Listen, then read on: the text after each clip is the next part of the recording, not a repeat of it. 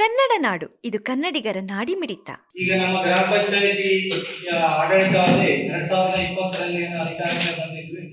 ಅದರ ಈ ತಿಂಗಳು ಅಂದ್ರೆ ಜನವರಿ 31 ಅಥವಾ ಮುಂದಿನ ತಿಂಗಳು ಫೆಬ್ರವರಿ 15ರೊಳಗಡೆ ನಮ್ಮ ಬಳ್ಳಾರಿ ಜಿಲ್ಲೆಯ ಎಲ್ಲಾ ಗ್ರಾಮ ಪಂಚಾಯತಿಗಳ ಅವಧಿ ಕೊನೆಗೊಳ್ತಾ ಇದೆ. ಅದೇ ರೀತಿ ರಾಜ್ಯಾದ್ಯಂತನೂ ಮಾರ್ಚ್ 15ರೊಳಗಡೆ ಎಲ್ಲ ಗ್ರಾಮ ಪಂಚಾಯತಿ ಅವಧಿ ಕೊನೆಗೊಳ್ತಾ ಇದೆ. ನಾವು ಈಗಾಗಲೇ ಈ ವಿಷಯವನ್ನ ಸರ್ಕಾರಕ್ಕೆ ಪ್ರಸ್ತಾವನೆ ಮಾಡಿ ಆದಷ್ಟು ಬೇಗನೆ ಚುನಾವಣೆ ನಡೆಸಬೇಕಂತೇಳಿ ನಾವು ಕೇಳ್ಕೊಂಡಿದ್ವಿ. ಆದರೆ ಸರ್ಕಾರ ಆ ವಿಷಯದಲ್ಲಿ ಯಾವ್ಯಾವುದೇ ಕ್ರಮ ತೆಗೆದುಕೊಳ್ಳದೆ ಈಗ ಏಕಾಏಕಿ 1991ರ ಪ್ರಕರಣ 8/1/2 ಪ್ರಕಾರ ಆಡಳಿತಾಧಿಕಾರಿಗಳನ್ನು ನೇಮಿಸೋದಕ್ಕೆ ಹೊರಟಿದೆ. ಆದರೆ ನಾವು ಕೇಳ್ತಾ ಇರೋದು, ಈ ಹಿಂದೆ JH ಪಟೇಲ್ ಮುಖ್ಯಮಂತ್ರಿ ಆಗಿದ್ದಂಥ ಅವಧಿಯಲ್ಲಿ MP ಪ್ರಕಾಶ್ ಅವರು, ನಮ್ಮ ಜಿಲ್ಲೆಯವರಾದಂಥ MP ಪ್ರಕಾಶ್ ಅವರು ಪಂಚಾಯತ್ ರಾಜ್ ಸಚಿವರಾಗಿದ್ದಾರೆ. ಅವರು ನಮ್ಮ ಕೋರಿಕೆ ಬೇಡಿಕೆ ಮೇರೆಗೆ 6 ತಿಂಗಳ ಅವಧಿಗೆ ನಮ್ಮ ಅವಧಿಯನ್ನ ವಿಸ್ತರಣೆ ಮಾಡಿಕೊಟ್ಟಿದ್ರು. ಅದಾದ ನಂತರ ಚುನಾವಣೆ ಬಂತು. ಚುನಾವಣೆ ನಡೆದ ತಕ್ಷಣ ಮತ್ತೆ ಹೊಸ ಅವಧಿ ಆಡಳಿತ ಮಂಡಳಿ ಅಧಿಕಾರಕ್ಕೆ ಬಂತು. ಇದು ಕಾರಣ ಇಷ್ಟೇ, ಗ್ರಾಮ ಸ್ವರಾಜ್ಯ 1993ರಲ್ಲಿ ಗ್ರಾಮ ಪಂಚಾಯತಿ ಆಕ್ಟ್ ಪ್ರಕಾರ ಯಾವುದೇ ಕಾರಣಕ್ಕೂ ಗ್ರಾಮ ಪಂಚಾಯತಿ ಚುನಾವಣೆಗಳನ್ನು ನಿಲ್ಲಿಸುವ ಹಾಗಿಲ್ಲ ಅಂತೇಳಿ ಒಂದು ಕಾನೂನು ಬಂದಿದೆ.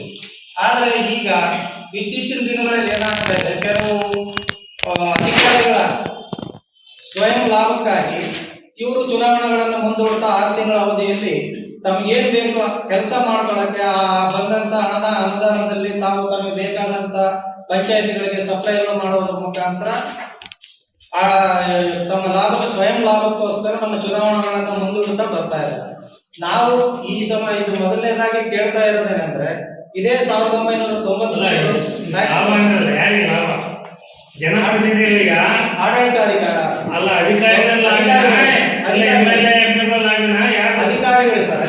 ಲಾಭಿಯಿಂದಾಗಿ ಚುನಾವಣೆ ಮುಂದೂಡ್ತಾ ಇದ್ದಾರೆ ಸರ್. 93ರ ಪ್ರಕರಣ 8/1B ಪ್ರಕಾರ B1 ಪ್ರಕಾರ ಮೊದಲನೇದೇ ಆದ್ಯತೆ ಎಷ್ಟು ಸಂಖ್ಯೆಯಲ್ಲಿ ಸದಸ್ಯರಿದ್ದಾರೆ ಅಷ್ಟೇ ಸಂಖ್ಯೆಯ ಸದಸ್ಯರನ್ನ ಮುಂದುವರಿಸೋದಕ್ಕೆ ಅವಕಾಶ ಇದೆ ಸರ್. ಆದ್ರೆ ಸರ್ಕಾರ ಅದನ್ನ ಬದಿಗಿಟ್ಟು ಆಡಳಿತ 2ನೇ ಆದ್ಯತೆ ಪ್ರಕಾರ ಆಡಳಿತಾಧಿಕಾರಿಗಳನ್ನ ನೇಮಕ ಮಾಡ್ಕೊಳ್ಳೋದಕ್ಕೆ ಹೊರಟಿದೆ ಸರ್. ಇದನ್ನ ನಾವು ಈಗಾಗಲೇ ಸನ್ಮಾನ್ಯ ಮುಖ್ಯಮಂತ್ರಿಗಳಿಗೆ, DK ಶಿವಕುಮಾರ್ ಅವರಿಗೆ, ಉಪಮುಖ್ಯಮಂತ್ರಿಗಳಿಗೆ, ನಾವು ಪಂಚಾಯತ್ ರಾಜ್ ಸಚಿವರಿಗೆ ನಾವು ಬೇಡಿಕೆಯನ್ನ ಕೊಟ್ಟಿದ್ದೀವಿ. ಇದೇನು ಬೇಡಿಕೆ ಇದೆ, ಇದು ಹಿಂದೆ ಬಿಜೆಪಿ ಸರ್ಕಾರ ಇದ್ದಾಗ ಅವಾಗ ಆಡಳಿತಾಧಿಕಾರಿ ನೇಮಕ ಮಾಡ್ಕೊಳ್ಳೋಕೆ ಹೋದಂತ ಸಂದರ್ಭದಲ್ಲಿ ಅವ್ರಿಗೆ ಈ ಬೇಡಿಕೆ ಇಟ್ಟಿದ್ರು, ಆಡಳಿತಾಧಿಕಾರಿಗಳ ನೇಮಕ ಬೇಡ, ದಯವಿಟ್ಟು ಈಗಿರುವಂತ ಚುನಾಯಿತ ಸದಸ್ಯರನ್ನ 6 ತಿಂಗಳವರೆಗೆ ಮುಂದೂಡಿ ಅಂತೇಳಿ ಅವರೇ 2020ರಲ್ಲಿ ಬೇಡಿಕೆ ಕೊಟ್ಟಿದ್ರು ಸರ್. ಅದೇ ಇದನ್ನ ಈಗ ನಾವು ಕೇಳ್ತಾ ಇದೀವಿ. ನೀವೇ ಸರ್ ಬಿಜೆಪಿ ಗೌರ್ಮೆಂಟ್ ಕೊಟ್ಟಿದ್ರಲ್ಲ, ಅಕ್ಸೆಪ್ಟ್ ಮಾಡಿದ್ರು ಸರ್. ಅಕ್ಸೆಪ್ಟ್ ಮಾಡಿ 6 ತಿಂಗಳು ಮುಂದುವರಿಸಿದ್ರು ಸರ್. ಸೊ ಅದನ್ನ ನಾವು ಈಗ ಮತ್ತೆ ಕೇಳ್ತಾ ಇದ್ದೀವಿ ಸರ್. ಮತ್ತೆ ನಮಗೆ ಅದೇ ರೀತಿ 6 ತಿಂಗಳು ಅವಧಿ ಹೆಚ್ಚಿಗೆ ಮಾಡಿಕೊಡಿ. ಅಷ್ಟರೊಳಗೆ ನೀವು ಚುನಾವಣೆ 3 ತಿಂಗಳು 45 ದಿವಸದಲ್ಲಿ ಚುನಾವಣೆ ನಡೆಸೋಕೆ ನಿಮ್ಗೆ ಅವಕಾಶ ಇದೆ, ಮಾಡಿ ಚುನಾವಣೆ ಮಾಡಿ ಅಂತ ಕೇಳ್ತಾ ಇದ್ವಿ. ಎರಡನೇದಾಗಿ 15ನೇ ಹಣಕಾಸಿನ 2025-26ನೇ ಸಾಲಿನ 15ನೇ ಹಣಕಾಸಿನ ಆಕ್ಷನ್ ಪ್ಲಾನ್ ಮಾಡಿಕೊಂಡು 1 ವರ್ಷ ಆಯ್ತು, ಇದುವರೆಗೆ ಬಿಡುಗಡೆ ಆಗಿಲ್ಲ. ಇದಕ್ಕೆ ಸರ್ಕಾರದ ನಿರ್ಲಕ್ಷ್ಯನೇ ಕಾರಣ ಸರ್. ಇವರು ಯುಟಿಲೈಸೇಷನ್ ಸರ್ಟಿಫಿಕೇಟ್ ಅಂತ ಹೇಳಿ ಸಮಯಕ್ಕೆ ಸರಿಯಾಗಿ ಕೊಡಬೇಕಾಗಿತ್ತು ಕೇಂದ್ರ ಸರ್ಕಾರಕ್ಕೆ, ಅದು ಕಳಿಸದೇ ಇರೋದ ಕಾರಣ ಈಗ ಅದನ್ನು ನಮಗೆ ಬಿಡುಗಡೆ ಆಗದಂಗೆ ಸಾಕಷ್ಟು ಕಾಮಗಾರಿಗಳು ಮಾಡಿರುವಂತವರು ತೊಂದರೆಗೊಳಗಾಗಿದ್ದಾರೆ. ಈಗ ಸಾಕಷ್ಟು ಈಗ ಬೇಸಿಗೆ ಕಾಲ ಬರ್ತಾ ಇರೋದ್ರಿಂದ ಗ್ರಾಮಗಳಲ್ಲಿ ಬಹಳ ಸಮಸ್ಯೆಗಳು ಆಗೋ ಚಾನ್ಸಸ್ ಇದೆ.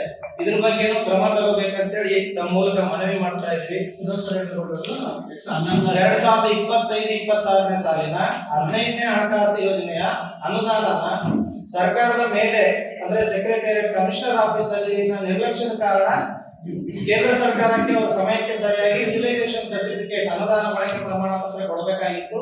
ಅದು ಕೊಡದೇ ಇರೋದ ಕಾರಣ ಇಲ್ಲಿಗೆ ಅದನ್ನ ಬಿಡುಗಡೆ ಆಗಿಲ್ಲ ಸರ್. ಅದ್ರ ಬಗ್ಗೆ ನಾವು ಈಗಾಗಲೇ ಸಾಕಷ್ಟು ಮನವಿ ಕೊಟ್ಟ ಮೇಲೆ ನಾವು ಈ ಬೆಳಗಾವಿ ಅಧಿವೇಶನದಲ್ಲಿ ಹೋರಾಟ ಮಾಡ್ತೀವಿ ಅಂತ ಗೊತ್ತಾಗಿ ಹಿಂದಿನ ದಿವಸ ನಾವು 9ನೇ ತಾರೀಕು 10ನೇ ತಾರೀಕು ಹೋರಾಟ ಅನ್ಕೊಂಡಿದ್ವಿ.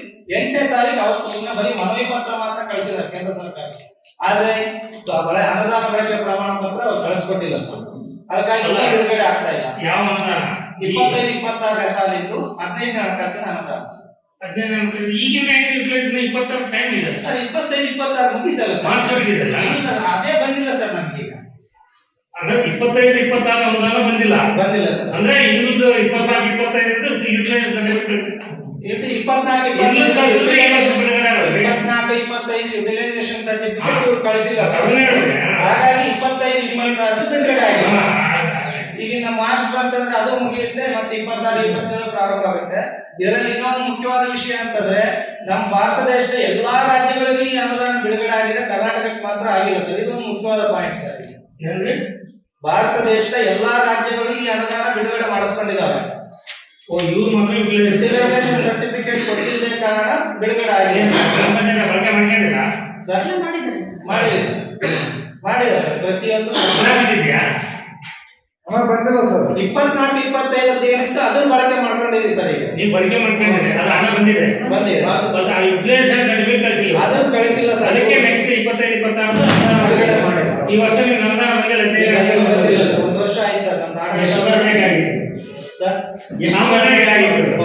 ಒಂದು ಪಂಚಾಯತ್ಗೆ 50 ಲಕ್ಷದಂಗೆ ನಮ್ಮ ಬಳ್ಳಾರಿ ಜಿಲ್ಲೆಯಲ್ಲಿ 100 ಪಂಚಾಯತ್ ಇದಾವೆ ಸರ್. ಹತ್ರ ಒಂದು 50 ಕೋಟಿ ರಾಜ್ಯದ 359 ಚಿಲ್ಲರೆ ಕೋಟಿ ಬರ್ಬೇಕು ಸರ್. ಇದು 1459 ಕೋಟಿ ಸರ್.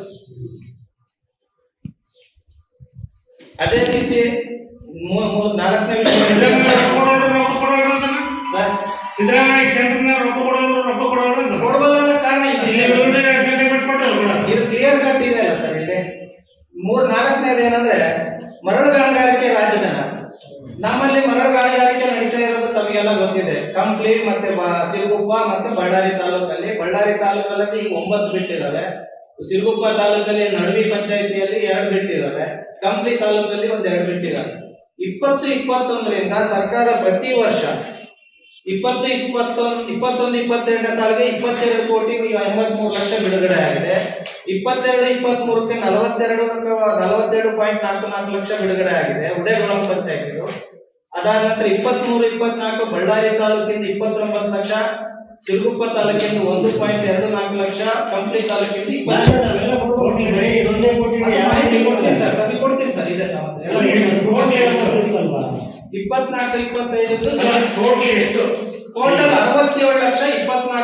23-24 69 ಲಕ್ಷ.